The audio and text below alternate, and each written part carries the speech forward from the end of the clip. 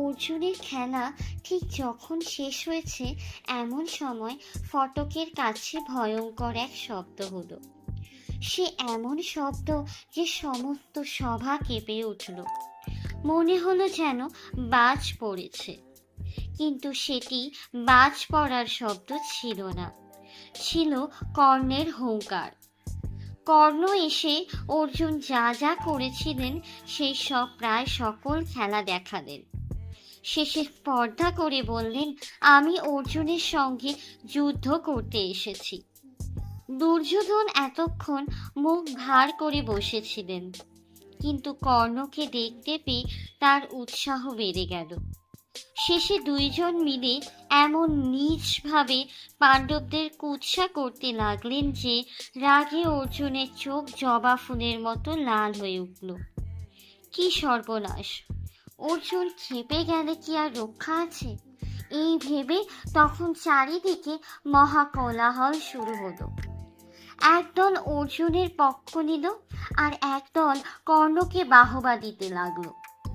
ভীষ্ম দ্রোণাচার্য এই পরিস্থিতি দেখে ভয় পেলেন। পাছে দুই পুত্র মারামারি করে মরে সেই ভয়ে কুন্তী দেবী অজ্ঞান হয়ে পড়লেন। যুদ্ধ যখন বাঁধে বাঁধে এমন সময় কৃপাচার্য কর্ণকে ডেকে বললেন, বাপু, তুমি যে রাজার ছেলের সঙ্গে যুদ্ধ করবার জন্য ভারী আস্ফালন করছো, আগে বলো তো তুমি কোন রাজার ছেলে? এই কথায় কর্ণের সকল দর্পই চূর্ণ হয়ে গেল। তিনি মাথা হেঁট করে দাঁড়িয়ে রইলেন। এখন দুর্যোধনের রাগ দেখে কে? তিনি বললেন, বেশ, রাজা না হলে যদি অর্জুন যুদ্ধ না করে তবে এখনই আমি কর্ণকে রাজা করে দিচ্ছি।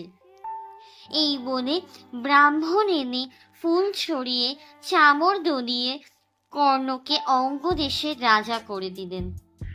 এতে কর্ণের আনন্দের সীমা রইল না। তিনি দুর্যোধনকে বললেন, বন্ধু, চিরদিনের মতো আমি তোমার বাধ্য হয়ে রইলাম। যখন যেরূপ আদেশ করবে তখনই তাই করব।